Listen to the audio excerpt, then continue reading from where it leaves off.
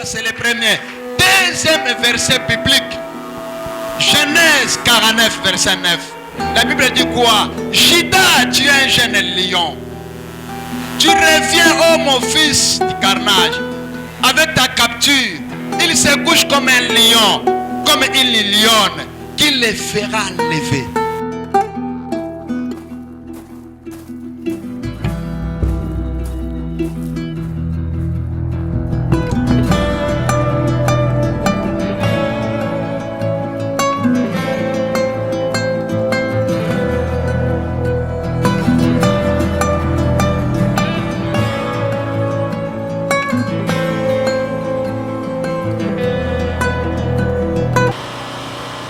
Marc chapitre 9, à partir du verset 2 jusqu'au verset 10. 6 jours après, Jésus prit avec lui Pierre, Jacques et Jean, et il les conduisit seuls à l'écart sur une haute montagne. Il fut transfiguré devant eux. Ses vêtements devinrent resplendissants et d'une telle blancheur qu'il n'ait pas de fonction sur la terre qui puisse blanchir ainsi. Élie et Moïse leur apparurent, s'entretenèrent avec Jésus. Pierre prenant la parole, dit à Jésus, Rabbi, il est bon que nous soyons ici, dressons 3 tentes, une pour toi, une pour Moïse et une pour Élie. Car il ne savait que Dieu, le froid l'ayant saisi. Une nuée vint le couvrir, et de la nuée sort une voix. Celui-ci est mon fils bien-aimé, écoutez. Aussitôt, les disciples regardèrent tout autour, et ils ne virent que Jésus seul avec eux. Comme il descendait de la montagne, Jésus leur recommanda de ne dire à personne ce qu'ils avaient vu, jusqu'à ce que le Fils de l'homme fût ressuscité des morts. Le verset 10 et le dernier. Ils retirèrent cette parole, se demandant entre eux ce que c'est ressuscité des morts. Pour écouter ta parole, Seigneur, ta parole est une lampe à nos pieds et une lumière sur nos sentiers. Tout a été créé par la parole et la parole ce soir va créer quelque chose. La parole de ce soir va créer des leaders. La parole de ce soir va créer des nouvelles femmes de cette génération. Je crois à ta parole. Par Jésus de Nazareth. Amen. Est-ce que tu peux acclamer la parole de Dieu? La bataille des générations. Dans la bataille des générations, le passage clé que nous sommes en train d'expliciter, ça se trouve Ecclésiaste chapitre 1 à partir du verset 4. La Bible nous dit une génération s'en va et une génération vient. Et la terre subsiste toujours. Amen. Une génération s'en va et une génération vient et la terre subsiste toujours. Alors, qu'est-ce que nous avons parlé? Dans la bataille des générations, j'avais d'abord expliqué les mots, les concepts génération à 3 dimensions. J'avais parlé dans la première dimension, une génération, c'est l'ensemble des êtres qui descendent de quelqu'un à chacun du degré de filiation. C'est-à-dire, dans la génération, nous voyons la généalogie, la progéniture, la descendance. Ça, c'était dans la première dimension que j'ai parlé. Dans la deuxième, la seconde dimension, c'est quoi une génération? C'est l'espace de temps correspondant à l'intervalle, chacun des degrés de filiation. J'ai donné l'exemple dans Matthieu chapitre 1 sur la généalogie de Jésus. Jésus, fils d'Abraham, Jésus, fils de David, et fils d'Abraham. Or, biologiquement, Abraham est venu avant David. Mais prophétiquement, Dieu voyait déjà que dans sa préscience, il fallait d'abord David. Pourquoi? Parce que vous allez voir que Jésus est le descendant, il sort de la tribu de David, qui est la tribu de Juda. Il fallait que ça commence par David et Abraham vient après. Et la troisième dimension du mot génération, j'avais parlé que c'est l'ensemble des individus ayant à peu près les mêmes âges. Pour ça, on a la génération. Avant les cailloux, on a 2 ans, avant les cailloux, on a 3 ans, donc nous avons la génération. C'était dans ce sens-là que j'ai expliqué. Alors, Ecclésiaste, chapitre 1, verset 4, dit qu'une génération s'en va et une autre vient. La terre subsiste toujours. Ça veut dire qu'aucune génération est restée éternelle, même pas dans l'église. Or, tu dois te mettre en tête. Une génération qui part, il y a une autre qui vient. Personne n'est éternel. Même dans une entreprise, comme dans l'entreprise qui est l'église comme la nôtre, l'église. Donc, une génération s'en va et une autre. Dans les vendredis, dans les mercredis, j'ai dit l'objectif de ce message est de savoir la vie d'une génération passe toujours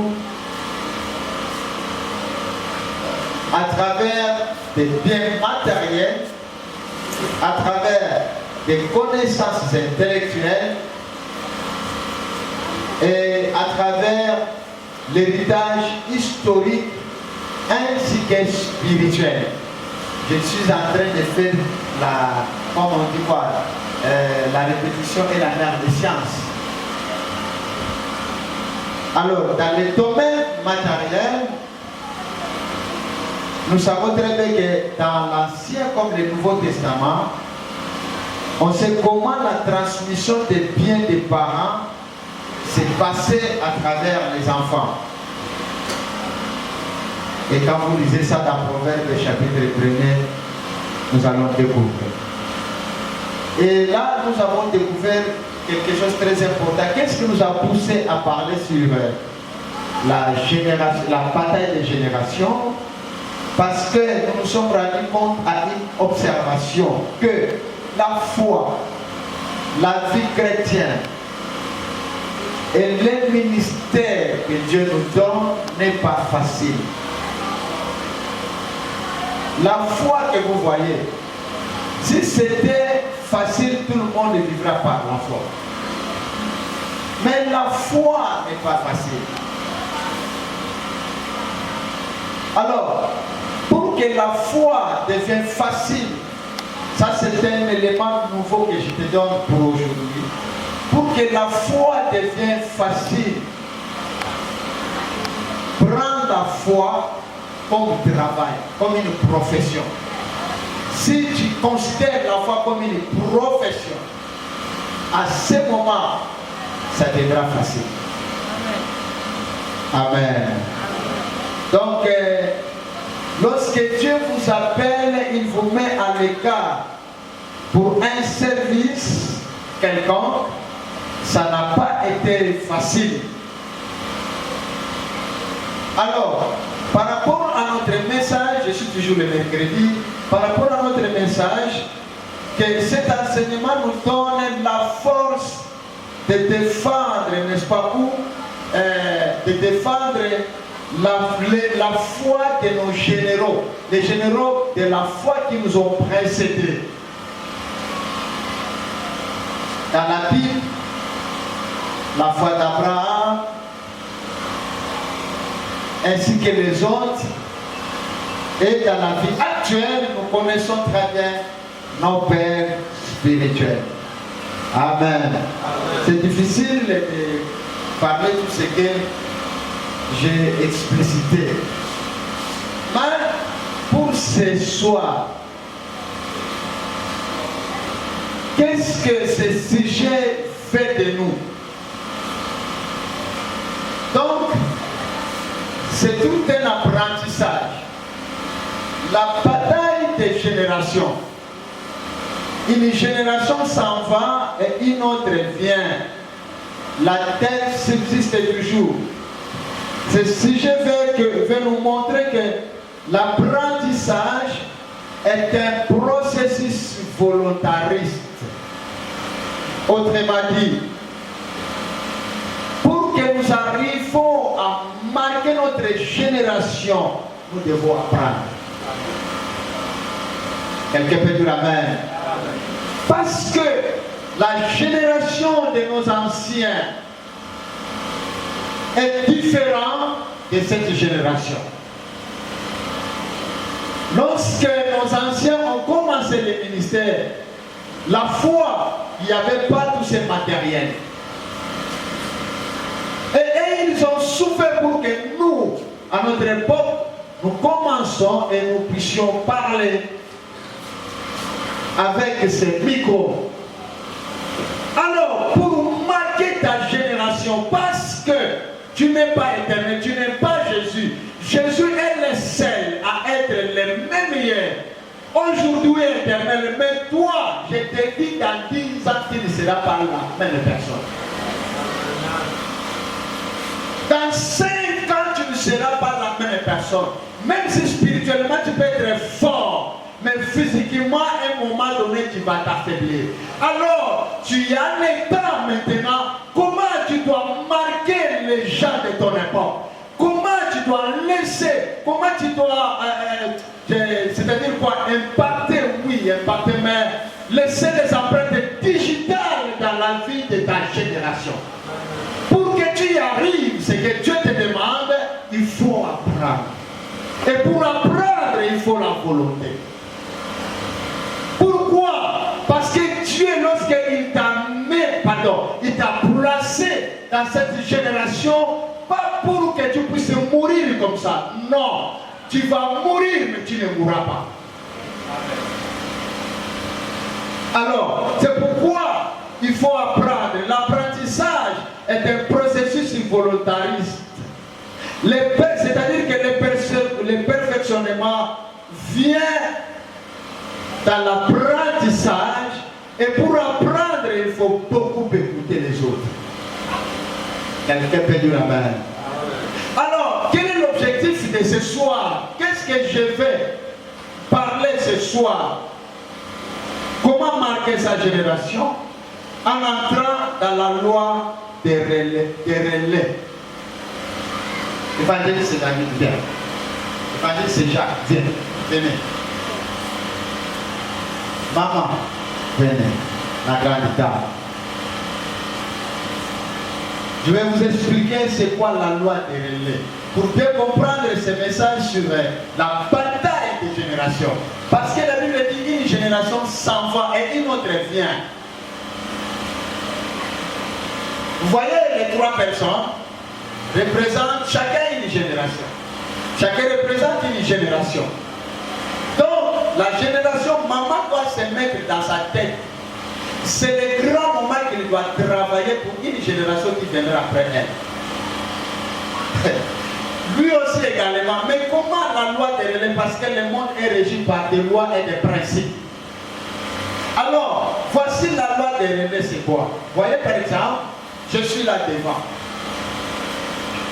J'ai le micro, n'est-ce pas? Je me déplace. Je me donne. Je m'efface. Elle aussi, elle doit faire comme ça.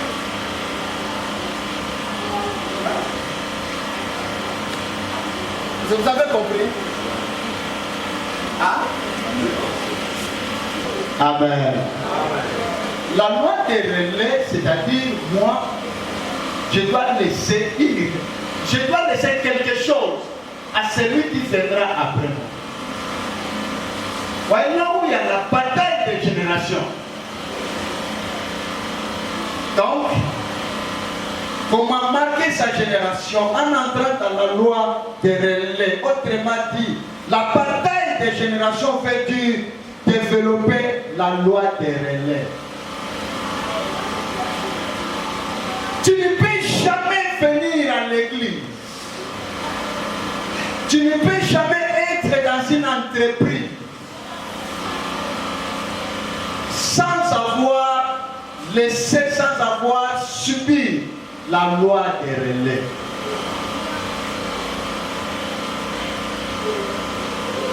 Autrement dit, un succès sans successeur.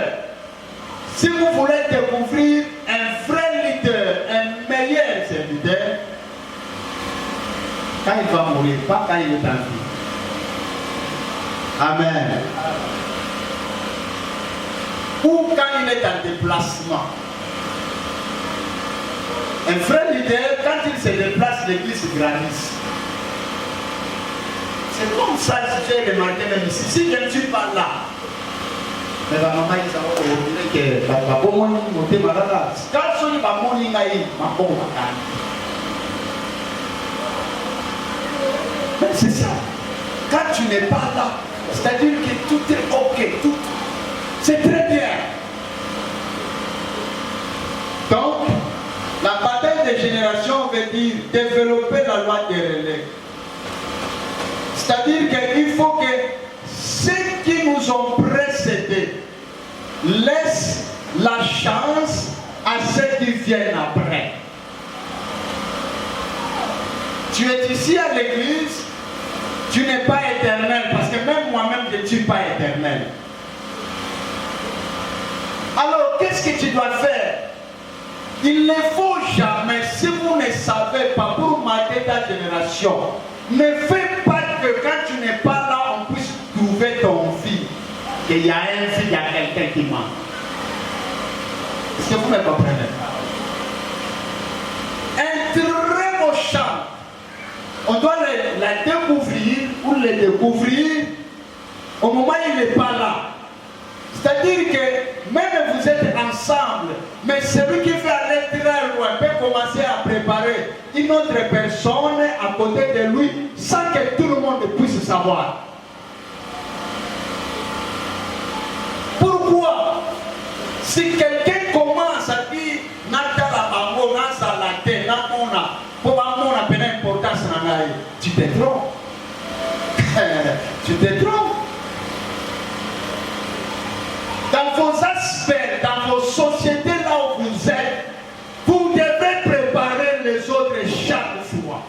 Ce que j'ai eu, c'est ce que je vous transmets.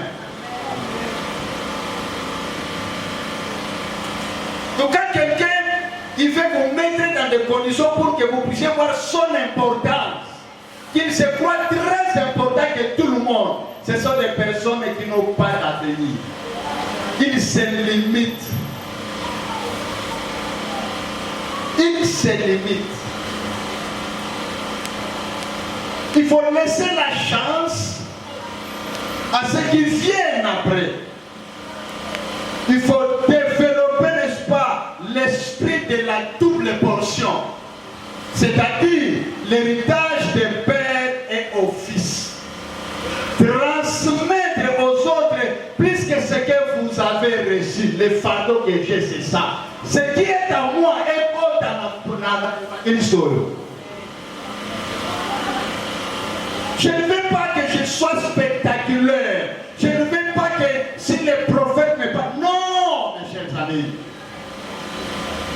Écoutez, si tu n'es pas un père aujourd'hui, mais demain tu es un père. Si tu n'es pas mère aujourd'hui, demain tu es une mère.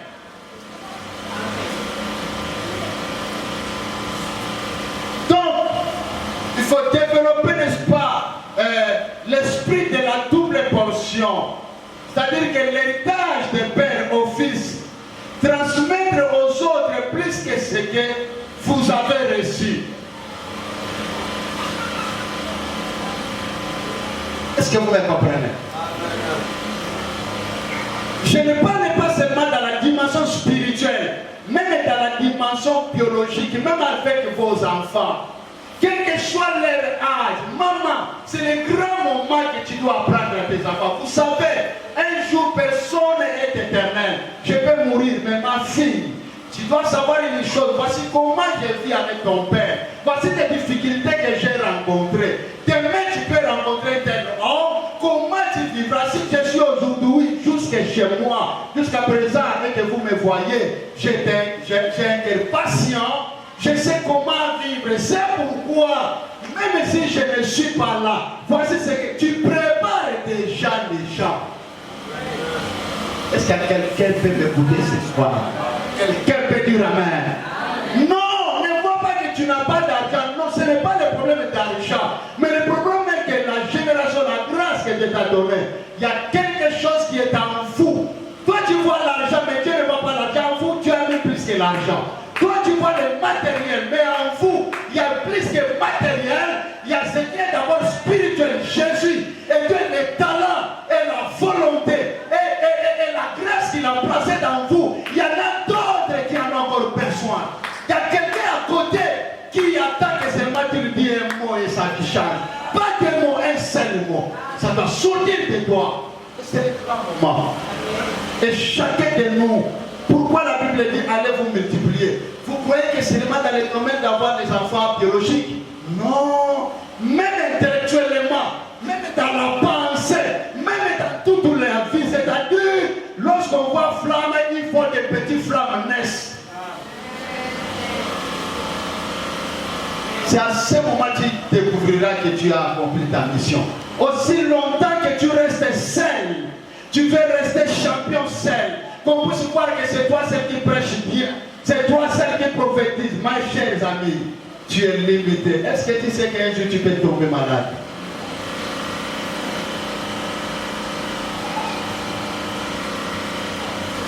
Est-ce qu'il y a une future maman qui peut dire gloire au Seigneur ce soir? Ah. Mais tu ne vois pas que tu es un enfant. Parce que tu portes la sémence des générations. Écoutez, c'est pourquoi j'insiste, je parle à quelqu'un. Si tu n'es pas père, et puis, même si aujourd'hui, tu n'es pas, par exemple, le père de Manassé aujourd'hui, mais demain, tu seras peut-être le père d'Ephraïm. Oh, quelqu'un peut dire amen? Oui, aujourd'hui, tu n'es pas, n'est-ce pas, le père d'Ephraïm, mais demain, tu es le père de Juda. Aujourd'hui, tu n'es pas la mère de Manassé, mais demain, tu es, n'est-ce pas, la mère de Juda. C'est à des choses, Dieu est en train de vous préparer. Vous savez pourquoi? Pourquoi ce message? Pourquoi la bataille des générations? Parce que notre génération prépare l'enlèvement de l'Église. Alors, c'est le grand moment que chacun de nous doit comprendre. La génération passée, c'était la génération pour bâtir le temple. Mais notre génération, nous préparons la rencontre avec le bout. Alors, c'est le moment de savoir comment marquer ta génération. Parce que la Bible dit que ceux qui annoncent la bonne nouvelle, ils brilleront comme les étoiles dans les rois des cieux, pas sur la terre. Et nous avons la double portion de bénédiction sur la terre et dans les cieux. Ici, dans la Katia qui vous embête et comme maillot musicateur.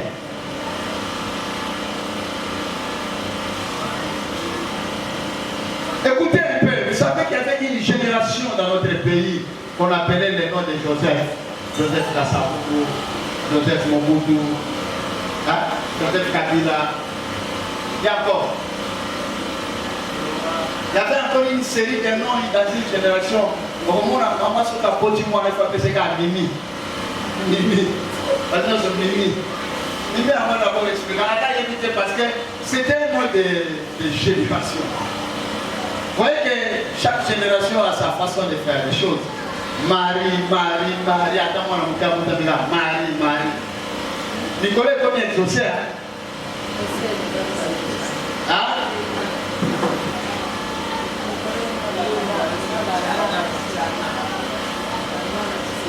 Pourquoi? Parce que chaque génération a sa façon de faire les choses. Mais, Marc chapitre 9, que nous venons de lire, de 2 jusqu'au verset 10, la Bible nous relate une chose très importante, une histoire qui a existé. Jésus, il va prendre les gens. Suivez bien ce passage. Vous allez voir que chaque jour que je lis ces passages, il y a de nouvelles choses que Dieu m'inspire. Il monte sur la montagne de transfiguration. Mais la Bible dit, là où il monte dans la présence de cette montagne, on voit la présence de Moïse, on voit la présence d'Élie.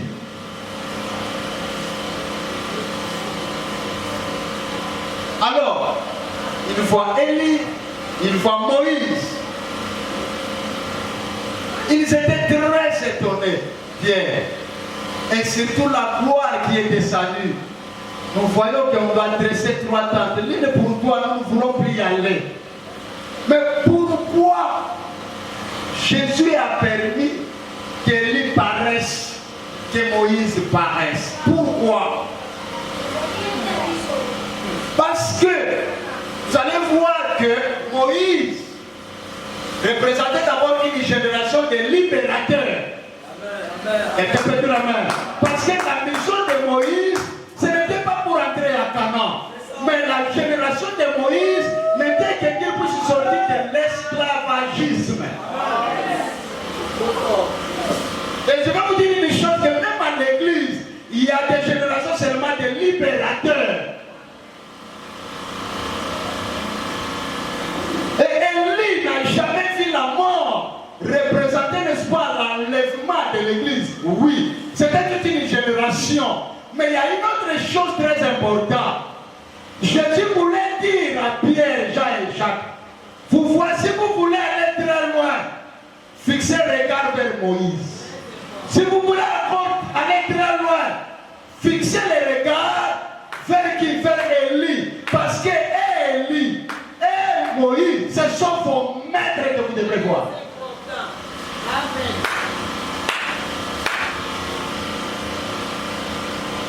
Vous êtes des élèves.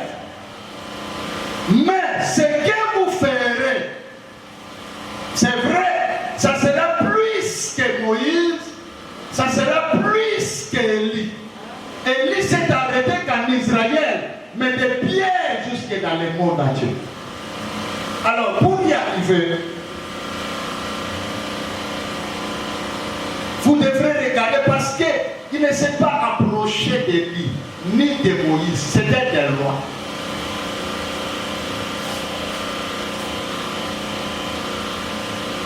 Écoutez, un bon élève, un bon disciple, c'est celui qui va son maître. Je répète, un bon disciple, un bon élève, est celui qui va plus loin que son maître. Là où son maître s'est arrêté, il va aller au-delà. Vous ferez plus que ce que j'ai fait. C'est Jésus lui-même qui dit dans sa parole. Si vous croyez, vous ferez ce que j'ai fait. Du fait que Jésus avait déjà les soucis, la personne a fait plus que ce que Jésus a fait. Mais la parole est là, ça reste. Et un bon élève, un bon disciple va plus loin que son maître. La présence de Moïse faisant voir que parmi les apôtres, il y aura des Josué. Comment? Parce que Moïse n'est pas entré. Il est venu préparer. Josué qui a pris là où Moïse s'est arrêté. Il a fait entrer.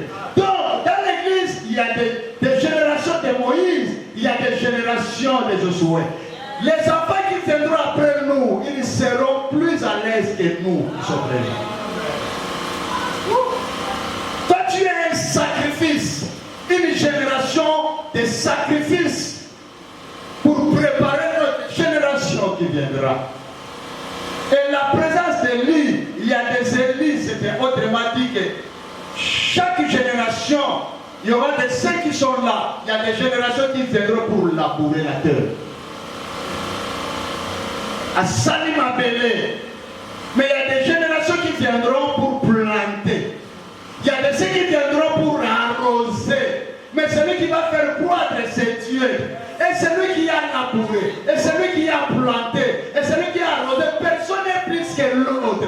Sauf que c'est chacun par rapport à la mission que Dieu lui a donnée. Dieu peut-être t'a donné la mission de donner l'argent pour que l'église avance. Faites-le.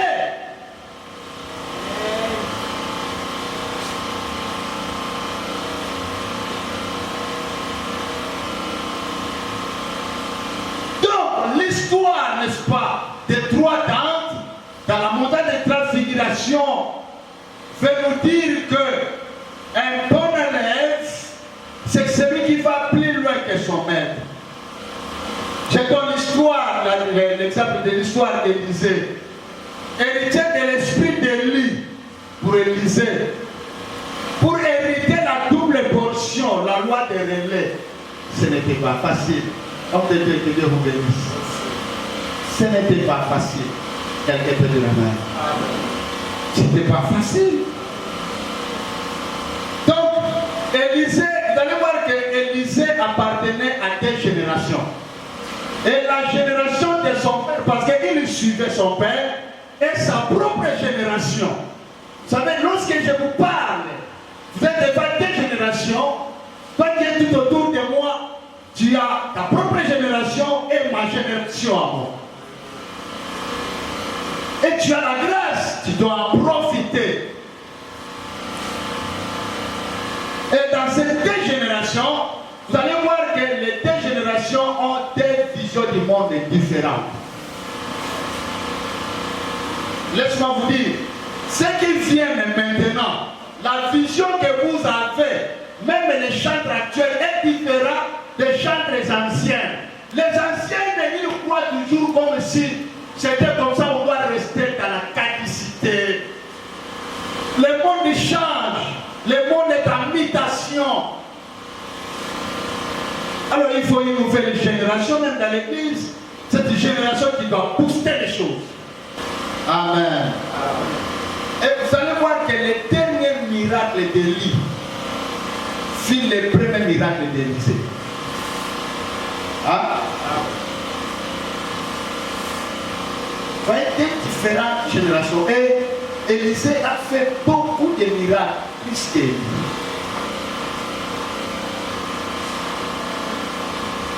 Mais vous savez le pourquoi? Parce qu'il a compris. Je suis à côté de mon Père, je dois recevoir la grâce pour que demain, je puisse faire plus mieux que lui. Et c'est vrai, même en famille. Là où tu t'arrêtes, il y a des choses que tu feras. Et tu vas t'arrêter pour tes enfants biologiques qui continueront le travail que tu vas faire. Est-ce que je dis à quelqu'un m'écouter? Écoutez, vous devrez savoir une chose. Ce que tu fais, tu as le sang. La sang se dans ta génération. Dans ta descendance, il y aura toujours quelqu'un qui sortira. Moi, je me suis souvenu parce que c'est ma mère qui m'a dit que son père, je n'ai jamais su que son père, son grand-parent, fut un pasteur. Alors, tu as une semence de génération. Je vais te dire ce soir, tu n'as pas droit à l'erreur. Ce que tu sèmes, si ça ne t'attrape pas, ça t'attrapera dans la génération qui descendra de toi. Alors, tu dois faire très attention et le travail que tu fais, fais-le avec tous les sérieux possibles parce que tu ne sais pas qui est de tes enfants prendront, qui héritera. C'est indépendamment de la volonté de toi-même. Quelqu'un peut dire la main. Indépendamment de ta volonté. Mais tu feras toujours quelqu'un parmi tes enfants. Alors c'est pourquoi il faut transmettre aux autres ce que vous avez reçu. Ouvre ton cœur, apprenez aux gens. Le frère Thierry ne peut pas dire qu'il puisse rester unique. Non, il doit apprendre. Il doit tout faire pour qu'un autre petit Thierry vienne. Parce que tu risqueras au commun qu'est-ce que tu as fait? Oh, tu ne sais pas que ce que tu transmets aux autres, tu l'as récupéré un jour. Parce que jusqu'à présent, tu ne sais pas qui te bénira, qui sera ton grand partenaire dans la vie. Jusqu'à présent, tu ne sais pas. L'ingratitude ne manquera jamais. Même en famille, même à tes propres enfants, il y aura toujours de l'ingratitude. Mais ne bloque pas ce que tu as mis dans toi pour dire que le monde est ingrat. Continue à forger les gens, continue à fabriquer les gens, continue à propulser les gens, continue. Même 10, même les lépreux, ils étaient en 10. Ne peut-être pas mais il y avait un qui est resté. Le travail que tu fais, tout le monde peut partir. Mais il y aura toujours un seul ou une seule personne qui viendra de dire que ce que je suis devenu, c'est toi et tu ne sais pas. C'est celui-là qui consolera ton cœur, qui va effacer toutes les personnes qui sont parties quelque peu de la mer. Continuons à forger les gens parce que le corps à une période, ça va se fatiguer. Ça va se fatiguer. Cherche à avoir des enfants spirituels. Tu dois avoir des enfants spirituels. Tu l'amènes. Papa, tu es venu à travers des guides. Et cette maman-là, tout ça. Tu es sa mère spirituelle. C'est des grandes joies. Lorsque tu amènes les gens dans le Seigneur, on l'encadre ici. Toi, juste que tu es là. On met des gens là. Tout le monde est pas au même moment. Aux autres, ils vont détruire les bambous. Et Dieu vous châtiera. Imaginez quelqu'un, il est venu dans le Seigneur, dans l'église. Toi, au contraire, tu n'apportes rien, tu n'amènes rien. Mais tu commences à tout faire pour détourner les guerres de cette personne. Croyez-vous que Dieu va vous laisser? Vous savez que Dieu laisse quelqu'un le temps. Ça va dire dans le monde. Moi, je suis sur la vélo. Alors, tu as un vélo, ça va gagner. Mais après, je vais vous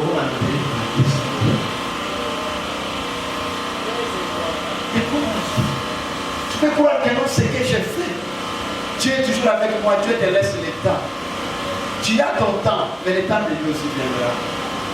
Allez multiplier.